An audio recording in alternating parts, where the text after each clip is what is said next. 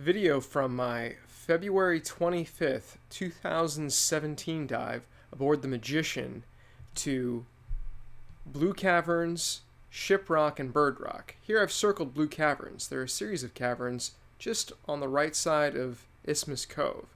Our second destination was Shiprock, which is a pinnacle that's sort of out of the bay. Our third destination was Bird Rock, and it gets its name from all of the bird guano that absolutely covers it. All three were very, very pretty dives. The Blue Caverns are a series of sea caves. There's about 3 of them, around 80 feet in depth. This is the inside of one of the caves. As you can see, there is a little lobster living inside. Here's my group of friends coming out of the caves. There's JP on the left, X on the right.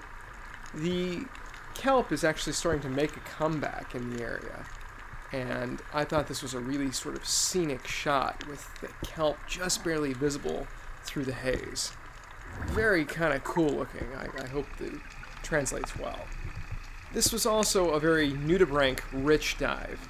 Here's a Spanish shawl, which is one of the more common ones you see in Southern California.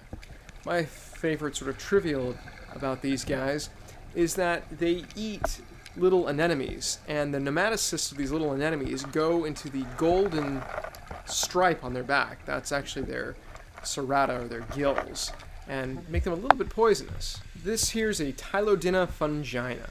It's one of the few nudibranch species with an exterior shell. It looks like a Chinese top hat, and is JP's favorite. We spotted this one on the upper rim of one of the Blue Caverns. Haven't seen one in a while. We're very happy. If you pay real close attention, this is actually a breeding pair of Hypsilodorus californica. This is a fairly rare nudibranch species. This is only the 3rd time I've ever seen it, and Adriana gets the spot credit for this one. They are a very beautiful nudibranch with their blue body and golden spots. Look a little bit like a McFarlandy. This is a Berthella californica. It's kind of a slower moving nudibranch, and you can see an inner shell. This is a teeny tiny little McFarlandy. You can tell it's a McFarlandy because of its 3 gold stripes as opposed to the Mexichromus's 2 gold stripes. See a lot of these in San Diego. And this is one of my favorite, the Hermesinda cassicornis. X gets the credit for this particular spot. In San Diego, they're actually trying to rename it the opalescent nudibranch. Very, very beautiful. This pile of spaghetti that you see here is actually a pile of sea hare eggs.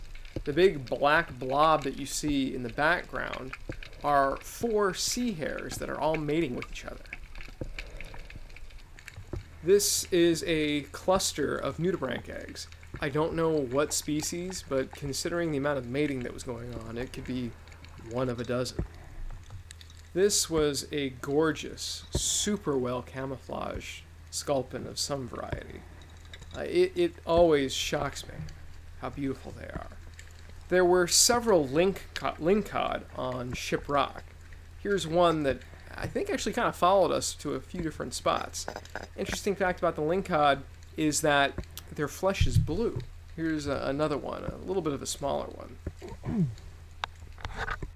And, of course, there were blacksmith everywhere. The viz actually opened up down deep. The lingcod were around about 120 feet. There was a sailboat rigging, like a mast and a boom of some sort, that was down about 110 feet. And next to the rigging was some additional debris. I don't know what happened here, but one interesting piece was this luggage. It couldn't have been down for long. It's still in fairly good shape and not particularly encrusted. There was also a hoop net from lobster fishermen. I'm not sure if it was abandoned or not. And our last dive was Bird Rock, and we headed towards Shiprock and found the swim-through that's a personal favorite of mine. All in all, these were a set of very, very beautiful dives. I'm glad to finally get back in the water after almost 2.5 months of rough weather. Until next time.